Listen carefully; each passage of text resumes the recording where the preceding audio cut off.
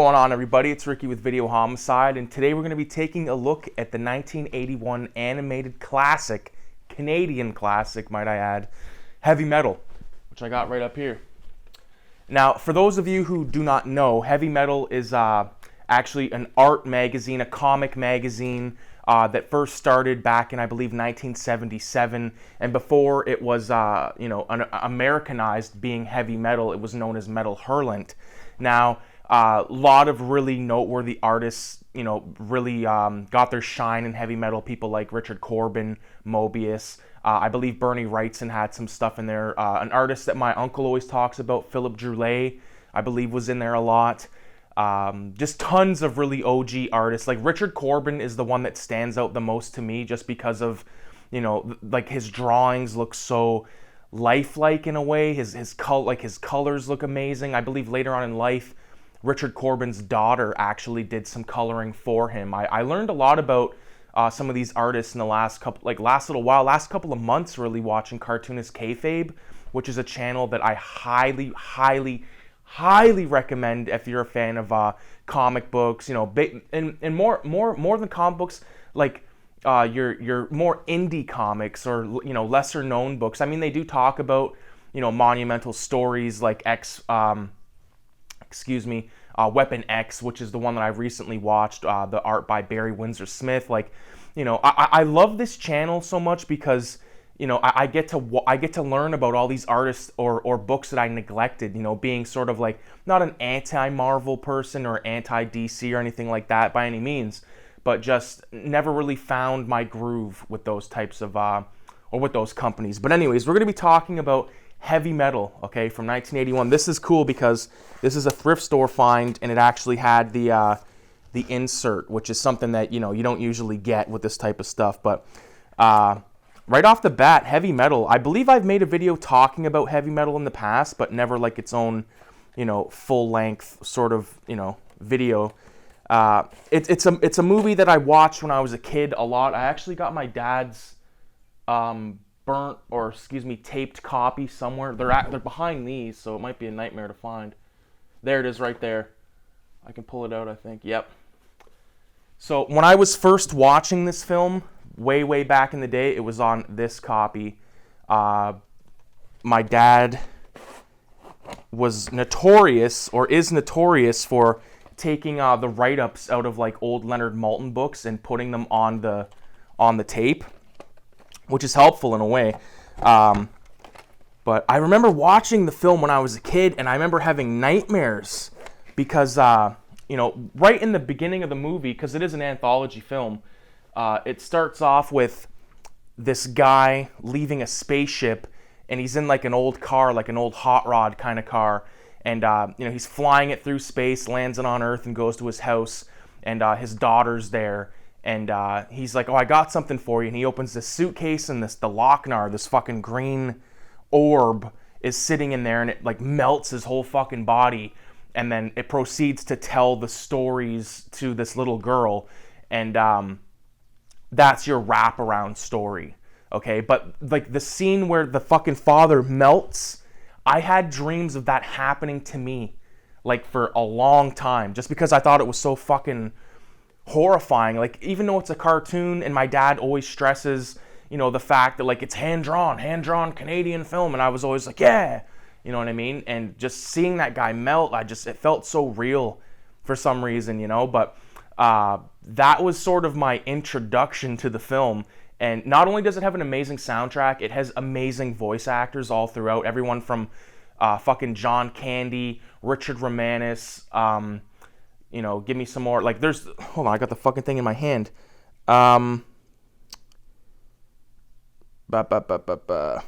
doesn't really list the voice actors, but I'm sure everyone that knows what I'm talking about. I'm going to quickly run through each of the stories because I think it's important to talk about all of them because I think they're all good.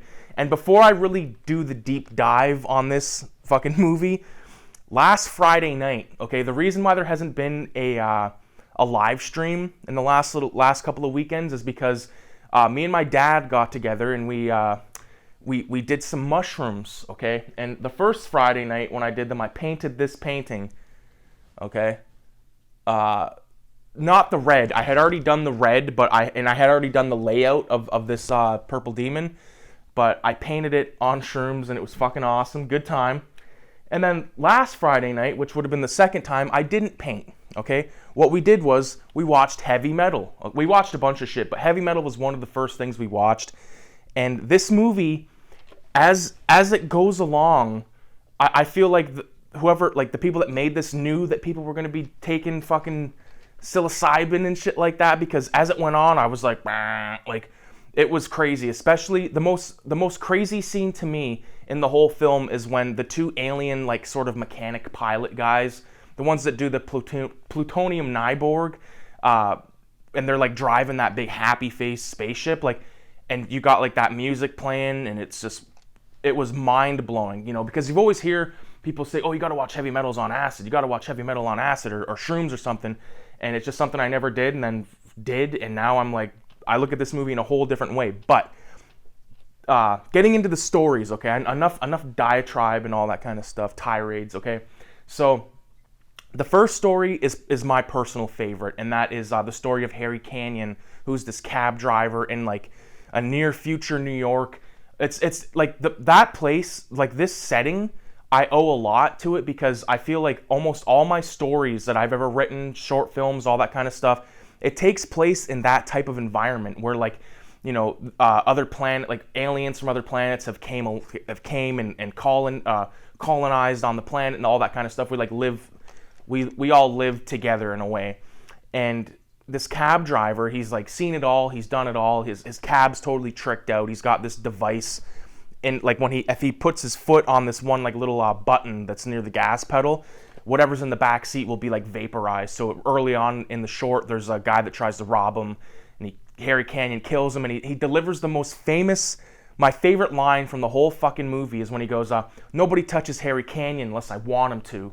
Like, I just thought that was so pimp when I was a kid. I drew it when I was a kid. I took like a stack of paper, and I did like, not frame by frame, but like maybe like, you know, if with animation it's 24 frames a second, so I was probably doing like 3 frames per second, but I would line it up to the video and watch it, and that's actually might be on YouTube. I'll see if it is, and I'll link it in the description. But you know, he gets involved with this girl who's involved with these gangsters, and the tie-in with the Lochnar, because this green orb that I mentioned earlier, it's all throughout each of the films. And in this one, there's like the girl in question, her father's like an archaeological investigator, or whatever you want to call him, archaeologist, and he discovers it, and then there's these mobsters from a neighboring planet that want it, and she kind of falls into Harry Canyon's lap, so to speak, sort of on accident. He kind of takes care of her for a night, and then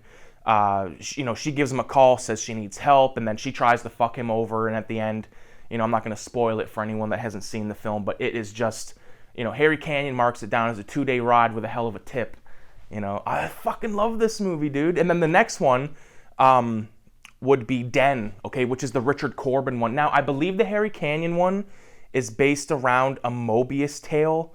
I could be wrong on that, but see, it's not going to say here, but anyways, it's really fantastic. It's literally like a fantastical kind of story where there's this little boy who finds the Lochnar. The Lochnar, he's like a rock collector. He finds the little Lochnar, and then one night he's experimenting with electricity through lightning, which is like a very like kind of like, holy fuck, like that's like a big operation you got going on. There's almost Frankenstein-esque, but he this fucking, when the electricity hits this pole he has up on the roof, it basically ignites or brings back to life the Lochnar and sends Den, this little skinny white boy, into like a very fantastical land where there's like monsters and all kinds of stuff. And now he's like this big brooding black dude, like fucking buff as shit, and he's finally getting laid and stuff. And it's just it's a really good one. I think it might be my dad's favorite, to be honest with you.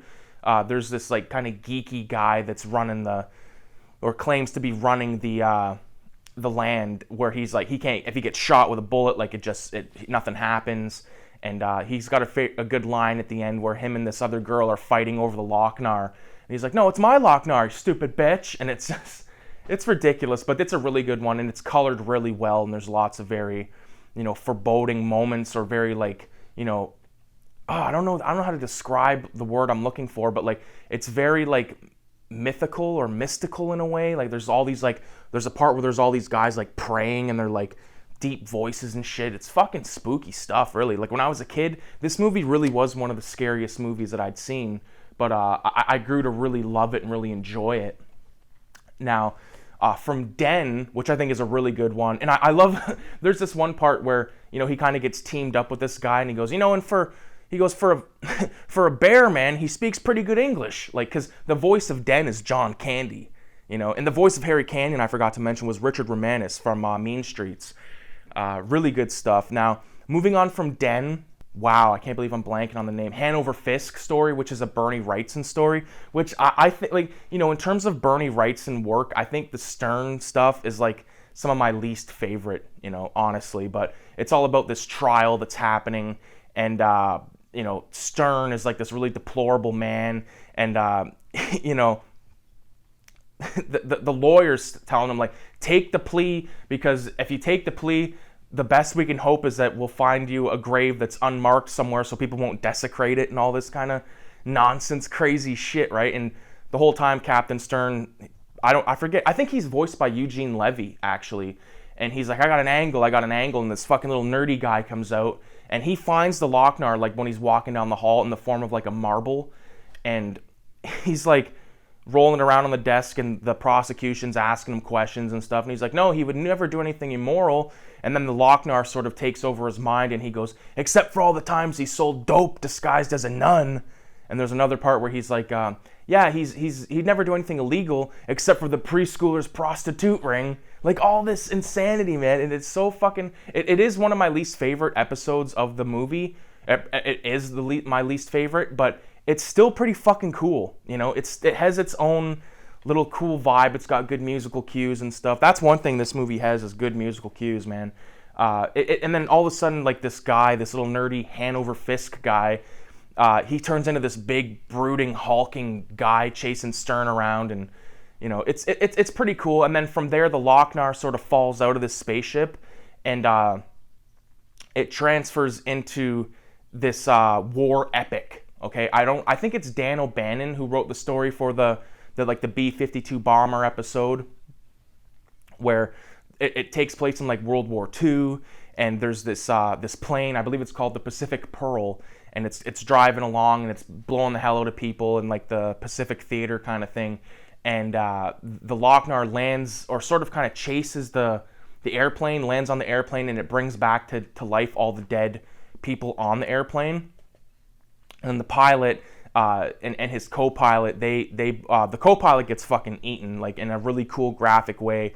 In like, I don't know what you call them, but, like, the only way I can describe them is in Star Wars, Luke Skywalker and Han Solo are in, like, those orb things shooting the guns out of, like, underneath the ship. He gets killed in one of those, and it's shown really awesome, and then the pilot's left on his own. He hops on he takes his parachute, flies out, lands on this little island, there's all these zombies, and that's how he meets his fate. It doesn't show it, but it's really cool. And then our next story, I believe, I might have got the B-52 pilot one mixed up with this next one in terms of order, but it'll be fine. The next one we have is like about this political meeting kind of thing, where all these people are meeting together, and they're talking about like that there's all these aliens trying to come to Earth. And this one guy that's very straight-laced sort of thing, he's just like this, like, you can tell something's wrong with this guy, but he walks past all the paparazzi and stuff, goes into this parliament building, starts talking in this meeting, and he looks over at this chick who has the Lochnar, like, on a necklace, and then he starts going apeshit, tries to, like, rape the girl, and at the same time this is happening, the spaceship arrives and sucks up the alien guy, or like, the rapist, if you want to call him that, and the girl that he was trying to take over. And then we meet these two cool co-pilot, mechanic kind of guys, total stoner dudes. Really awesome character design. That's one thing about this film. Everyone looks unique. It's great. And they go up into space, and they do this plutonium Nyborg. The girl starts banging like this robot. It doesn't show it, but it's I believe it's John Candy's voice in terms of the robot as well again. And I think Harold Ramis does one of the voices of the two stoner dudes. And that's when it gets like really like stonery movie. Like, you know, they take the dope and then all of a sudden it's just like this very crazy, dramatic, you know, journey through space and all the way to this big mothership kind of thing. It's really, really good. And then from there, I almost forgot to mention, like, the whole time we're getting these sort of in and out between stories with the Lochnar talking to the little girl, and that's when we get our final story, which is all about this Tarnakian warrior. I believe her name was Tarna or something like that. It used to be my least favorite of the stories. Now it's like my second favorite. And it takes place again in like this desolate sort of wasteland. It's almost like a Mad Maxy kind of feel, but with no cars. It's all sort of like, you know, scumbags at these bars and stuff, and, you know, this girl Tarna, who's like the last of this warrior race, and it's her up against this other like sort of warlord guy that got taken over by this green slime, which I believe is the incarnation of the Lochnar in that one, and she destroys them and has this huge battle. And like all of the characters, like when I think about it, like subconsciously, a lot of my art was heavily influenced by Heavy Metal, the film. Like even when I look at this painting, like even my cousin, because my cousin was here when we ate the shrooms, and he's like, man, he's like that painting is like very heavy metal-ish. And I was like, you're right, man, it's fucking crazy. And the last story is probably the longest, but I feel like I have the least to say about it, but I just think you need to watch it. Like, this is a great film. Watch it, you know, at any time. You're not going to be disappointed. I just want to give a quick shout out to the directed by Gerald Potterson, produced by Ivan Reitman, screenplay by Dan Goldberg, Len Blum, but based on original art by Richard Corbin, Angus Mackey, Dan O'Bannon, Thomas Warkin, Bernie Wrightson. I know Mobius had something to do with this film, but man, the 1981 Canadian classic Heavy Metal, man. I hope you guys have seen it. And if you haven't seen it, definitely check it out. You can get it on DVD. You know, there's also another film right here that was put out in like 99. Like, the best part about this film, Heavy Metal 2000, is literally the cover. I believe it's a Simon Bisley thing. Yeah, this movie is basically like unwatchable in terms of, you know, if you compare it to the original Heavy Metal, this is just meh, not into it at all. But what I am into is the Heavy Metal magazine, which I've featured a few times throughout you know, my lifetime on YouTube, talking about Heavy Metal magazine. You know, I learned a long time ago to kind of stick to the earlier issues, you know, anything from 1977 up until like the mid 80s, and then past that it just kind of gets a little ridiculous. But not saying there isn't good stuff peppered throughout, but, you know, if you take a look at an issue of Heavy Metal from the 70s and then take an issue of Heavy Metal from 2021, it's night and fucking day. It's just, it's not even close. But, you know, I hope everyone enjoyed the video. I appreciate everybody for watching. And, you know, definitely subscribe to the YouTube channel. Leave a comment. If you haven't seen Heavy Metal, recommend me another animated film that you might have seen or you know about. You know, like, there's quite a few that I've seen, you know, American Pop, Akira, Fire and Ice, Hey Good Looking, Fritz the Cat, of course, just to name a few. But anyways, thanks for watching, and again, adios.